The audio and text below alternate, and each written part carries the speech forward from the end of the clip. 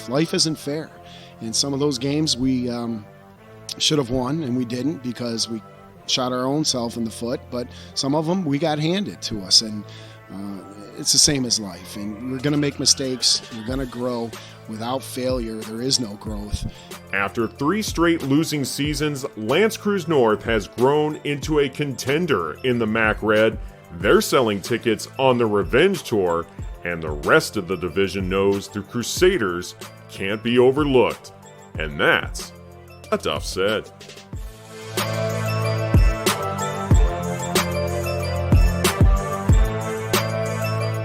This is episode 25 of A Duff Said. I'm your host, Duff Tyler. Thank you so much for hitting the play button on your listening device of choice from wherever you listen to podcasts. This week, we're talking boys basketball in the Macomb Area Conference Red Division. L'Anse Creuse North is currently in 3rd place in that division, and if you'd have said to this group last year that this is where they would be in 2020, they would gladly take it.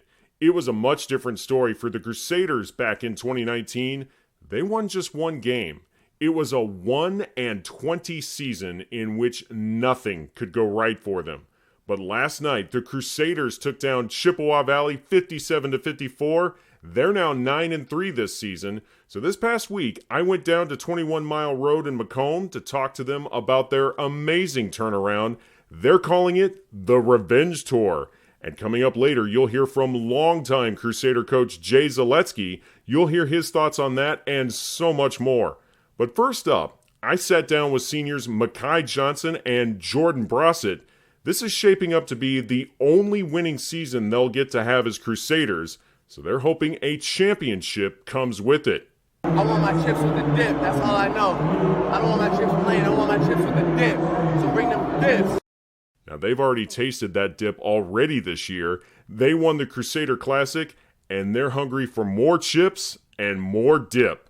My conversation with Micai Johnson and Jordan Brossoit starts now. Fellas, thank you so much for making the time this week. It's been exciting to see the turnaround that you guys have had here at L'Anse Creuse North. I want to get into that, but first, I want to talk about something that happened earlier this week. Now, I always like to ask young high school players who some of their role models were when they were growing up, some of the people that they've gotten accustomed to watching and maybe wanted to emulate on the court.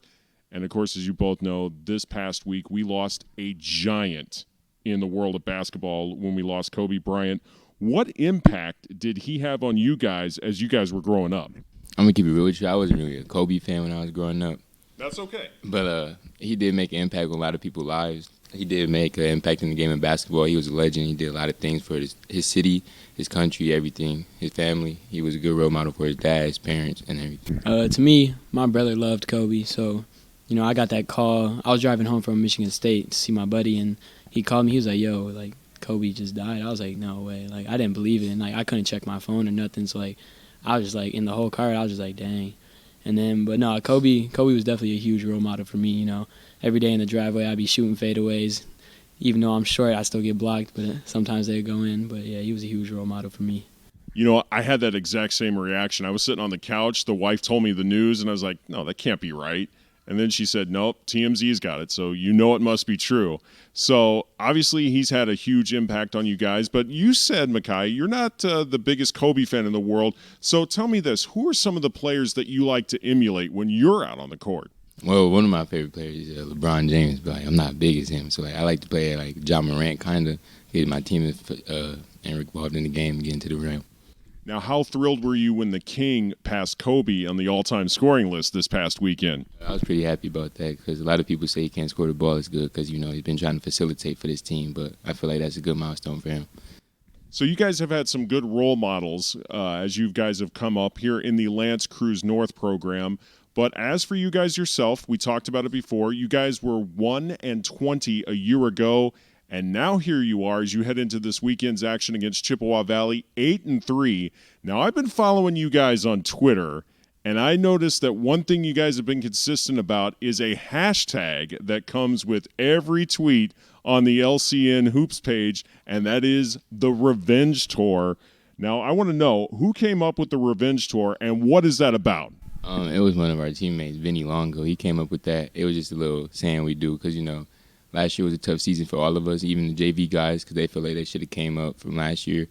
But, like, I feel like this year a lot of people got to give us the respect that we deserve from what happened last year. So it's just a revenge for everybody that deserved what we got. Yeah, we hungry to come back and, beat all the teams that beat us last year. And, we're staying focused, ready to get these dubs. I'll be honest, fellas.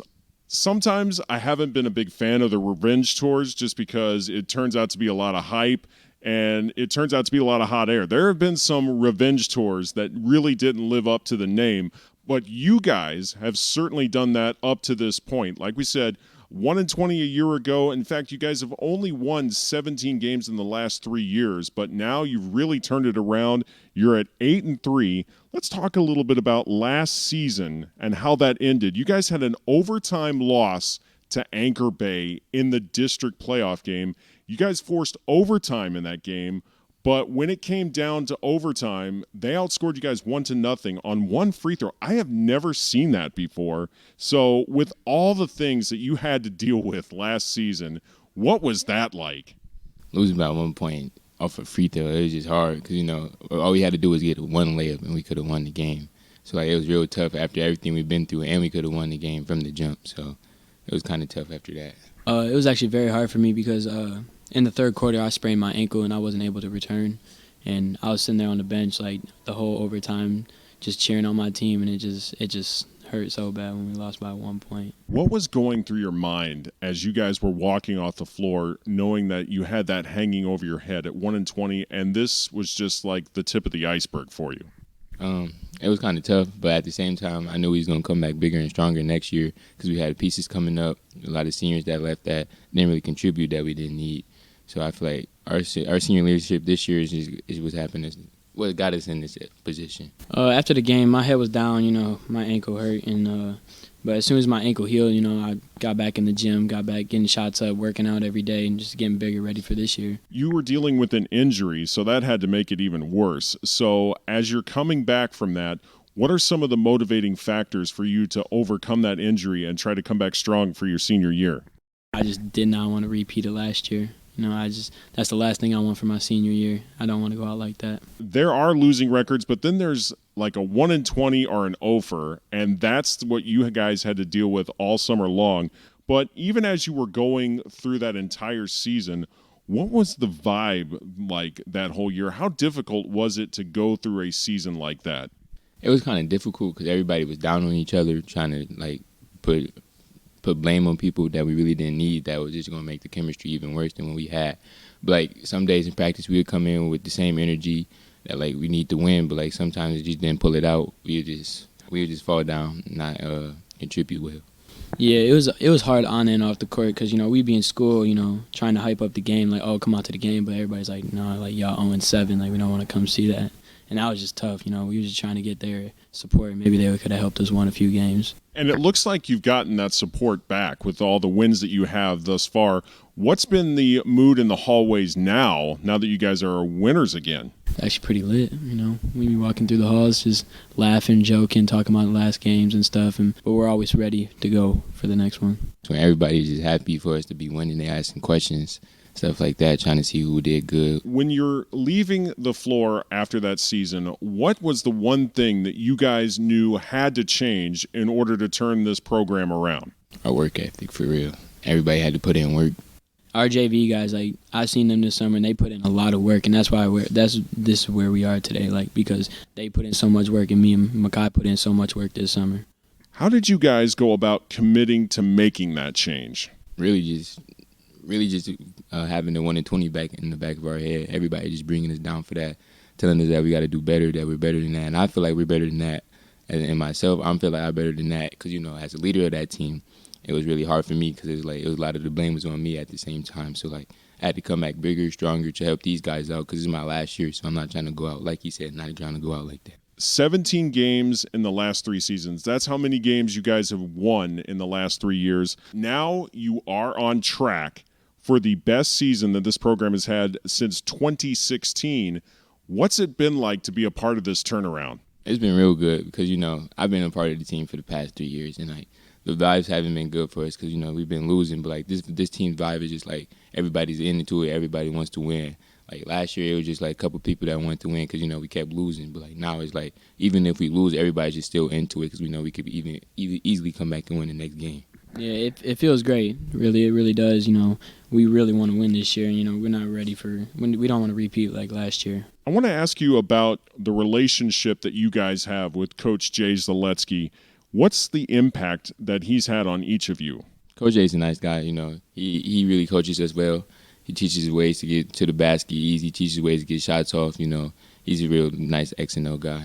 At first, you know, I wasn't really the best listener, but now that I've started listening to him, he's actually a really smart man. Like, he actually teaches me a lot about the game and a lot about what I'm doing wrong and right, and it actually means a lot. As much fun as you guys are having this season, what's it been like to know that you're helping turn around this program for him? It's been good because, you know, that season really brought him down. I can really tell it really brought him down because he came back with a different philosophy, wanted us to win. He didn't want to have a season like that himself as a coach because, you know, he's real known around the MAC. So, like, he didn't want to have that on his record. So he wanted to come back very strong. So helping him with that is very good. He doesn't want to, like, he's been around the MAC, like, for a couple years. Like, he did not want to go out like that. And now that we're bringing him back, like, it feels good, and I'm glad we got it for him. The first big moment that you guys had this season was back in December when you guys won the Crusader Classic. Now, the post on Twitter that day, I loved it. You guys referred to it as chips with the dip. I love the Drake reference, fellas. As soon as I saw that, I said I knew I had to have L'Anse Creuse North on a Duff Said. But that is what you hope will be the first of many chips that you guys have this year. But what was the takeaway from that tournament and getting that victory? It was very nice. You know, I haven't won one of those since I've been here. So, like, it was very nice to get one. It was good teams in that tournament. So it was really nice to get that. What was the feeling like at that moment, knowing that you'd won your first championship ever here at L'Anse Creuse North? It was very good. It was very good because, you know, I got a hardware to take home. So, speaking of that, where is that, bro? It's at my crib. Oh, it's your turn with the championship. Yeah. No, that was my first championship here too. Like, it felt so good. Like, watching that clock tick down to 0 and we was up, and I was just like, dang, like, we really won. And it's just been a while. I've never won it. Well, looking at where you guys are right now, you are in third place in the MAC Red, and unlike last season, teams can't take you lightly now. They know that they're in for a fight when you guys step out on the court. So what's it like knowing that no opponent can overlook you guys now? It feels good because, you know, a lot of people didn't take it serious last year, but a lot of people got to take it serious. You know, the 8 wins we got on our record right now, a lot of people don't really, like, accept those because they weren't really against, like, good quality teams, but I feel like those are good teams that we could beat, that they easily can get beat by. So, like, I feel like we should be smooth this year. Yeah, this year we really stepped up on defense, and that's what's been winning us these games. Like, defense is the key to winning. Now, like we said, you only have 3 losses this year, and those are to 2 really good teams in the MAC Red. You just suffered your second defeat to Roseville this past week, and now you got a few games before you get another shot at Dakota, a team that you lost against.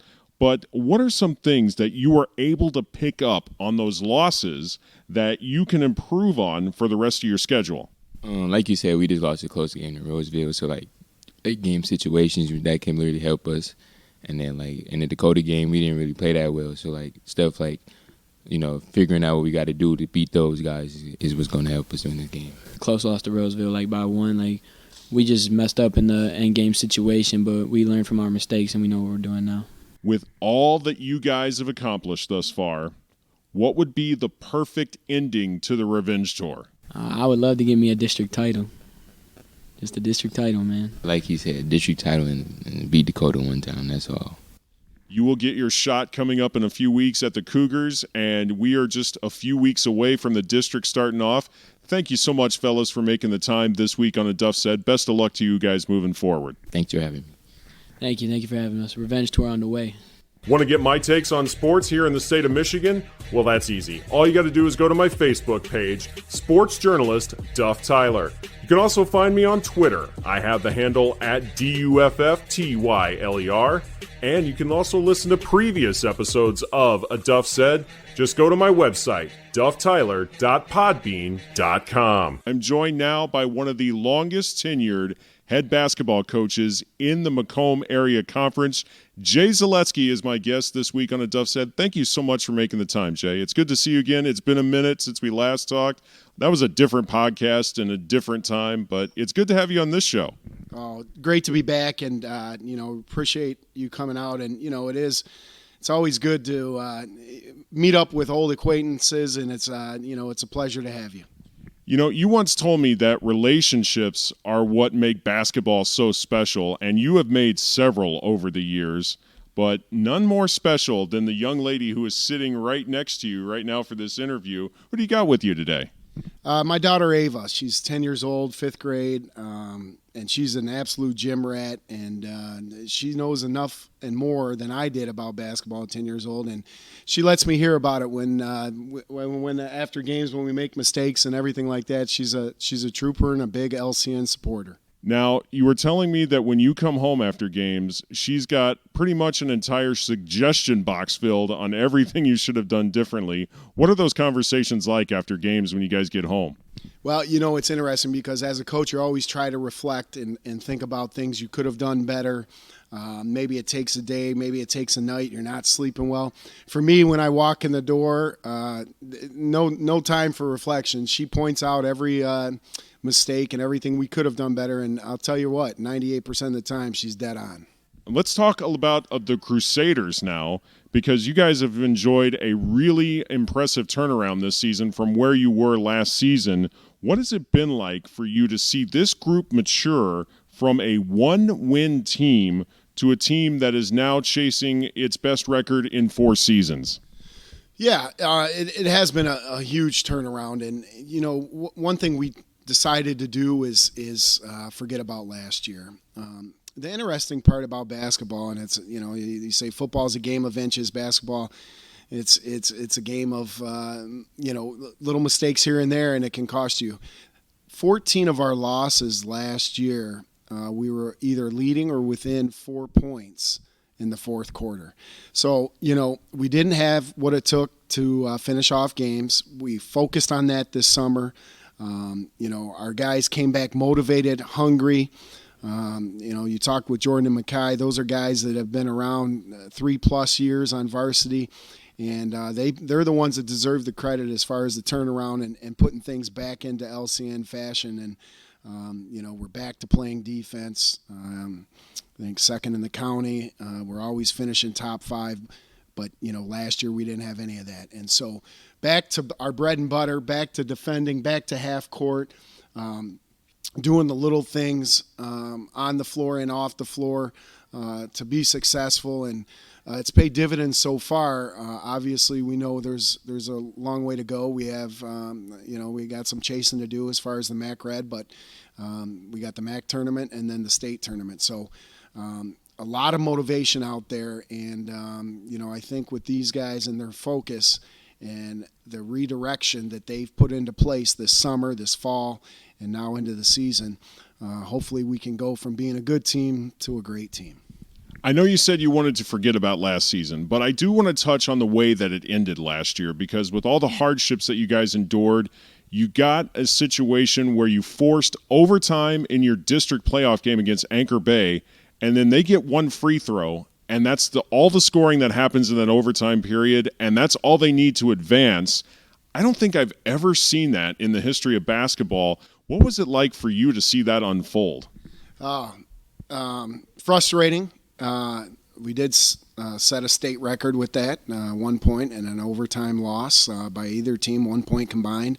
Our last 2 to 3 games of the season, we really made a push, and I think, I need to discuss that as far as the transformation for this year. We really went down to Hamtramck, played well, beat L'Anse Creuse, and then in districts, you talk about a team that Anchor Bay who really put things together, and we had them, and we didn't finish the job. But those 3 games helped with the transformation. But yeah, being in a juggernaut defensive battle, not being able to score, and it being on our home floor, we really felt like we had some momentum heading into the districts. It didn't work out, and of course, then they go on to the regional final.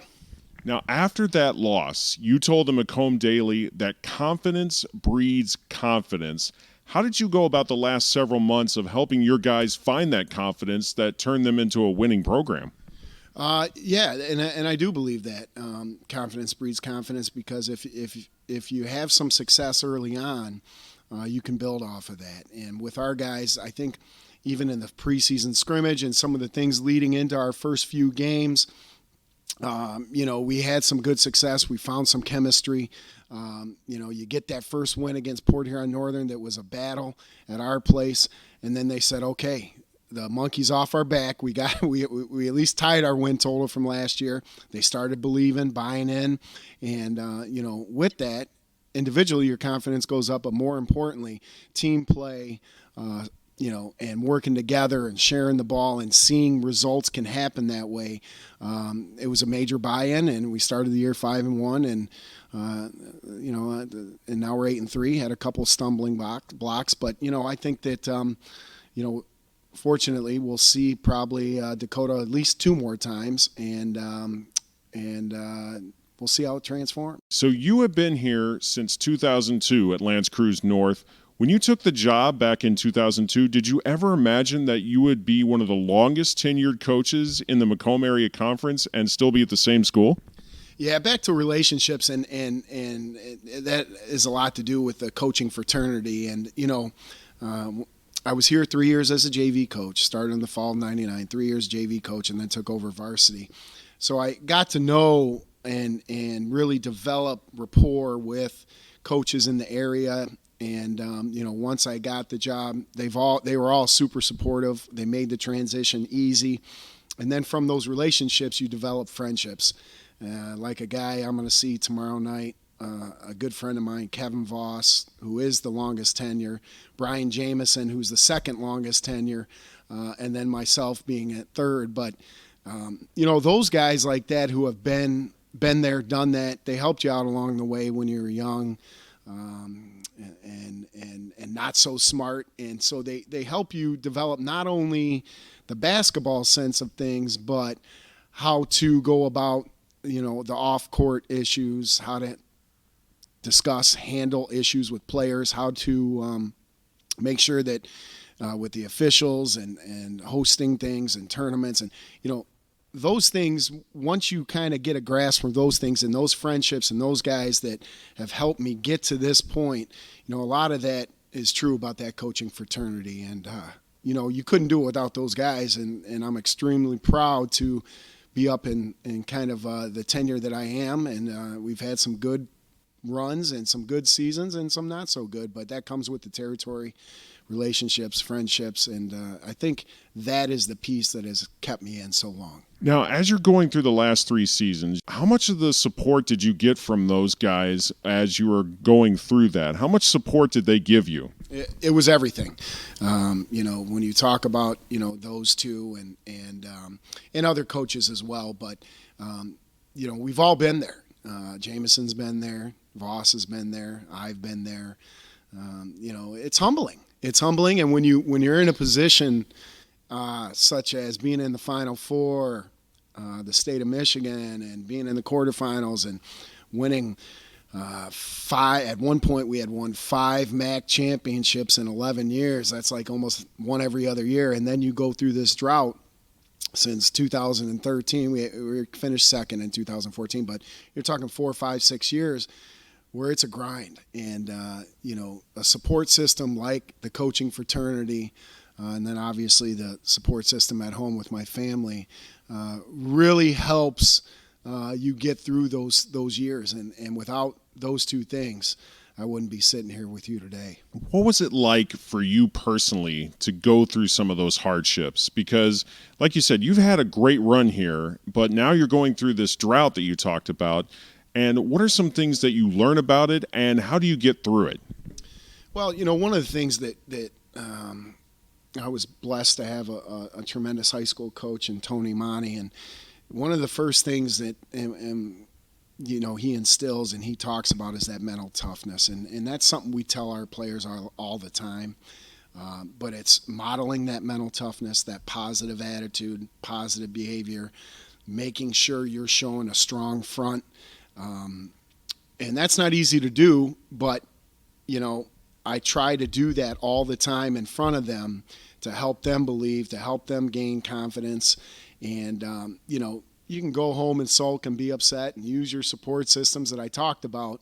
But, the modeling, the mental toughness, and getting through the day-to-day grind when things aren't going your way. And we related that a lot over the past few years to life. Life isn't fair. And some of those games we should have won, and we didn't because we shot our own self in the foot. But some of them we got handed to us. And it's the same as life. And we're going to make mistakes. You're going to grow. Without failure, there is no growth. And it just was a little bit tougher because that failure seemed to last forever for the last three years or so. Once you get together with your guys in the preseason, what did you see in this group, and what did you see on the floor that told you that this year was definitely going to be different? It was an interesting group because our tallest player is maybe 6'1", so we're guard oriented. But the chemistry and the flow, once we developed and we had to change our offense, and we actually made tweaks defensively because of lack of size. Once they saw that we were kind of playing into their strengths and putting them in a position where we could have success, maybe it wasn't our conventional old school mentality, but once they saw those things, there was tremendous buy-in, and they saw themselves developing, getting stronger, getting better, knowing their role and executing their role.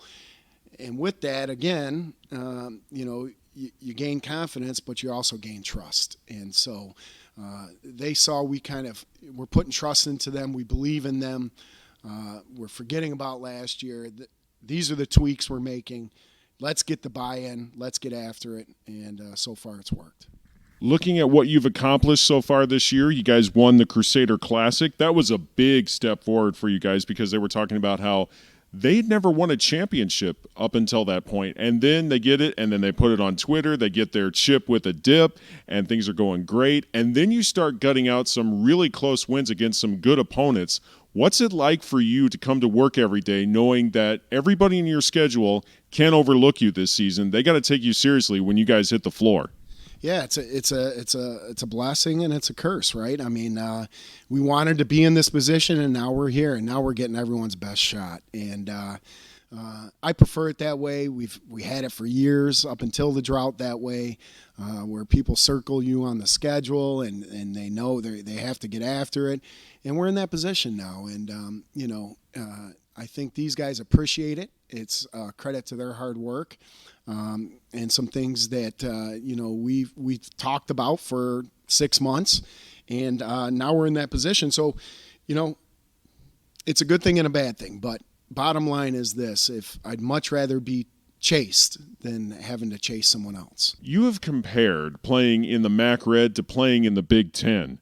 And there is a lot of talent in this division year in and year out.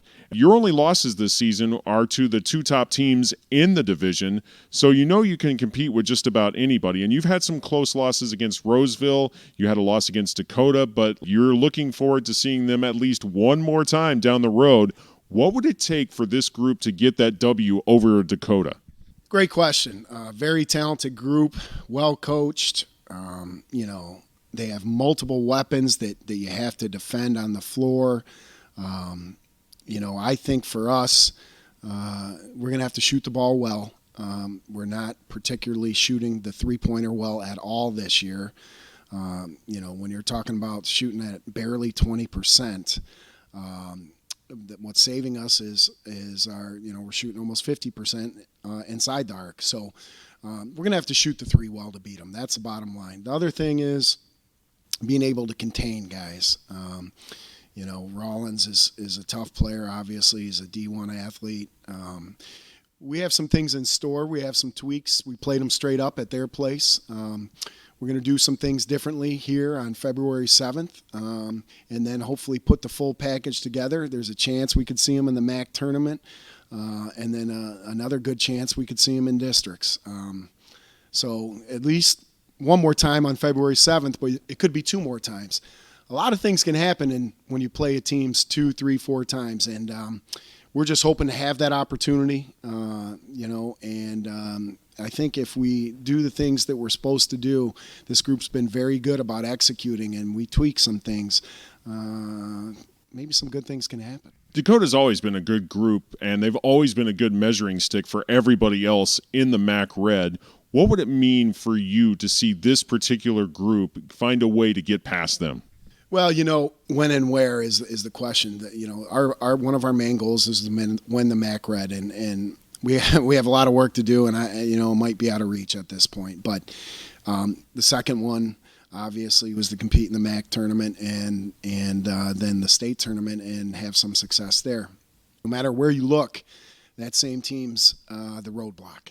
And so we understand that. I think to get a win, I'm a firm believer. You play the league games, you challenge yourself, you build your schedule to make a good state tournament run.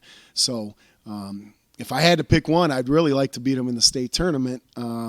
But just to get some confidence and play them tough leading into that. And, for these guys, if they were to get that win, I think it would solidify a lot of bad memories from the past and kind of give our lower levels and everyone else around a sense of ownership and because right now they're the team and everyone wants to beat that team. And, I think moving forward to get a win this year with this group after last year, it would mean the world to them, which obviously I respect all those guys and love those guys. And so, it would obviously have a huge impact on me as well.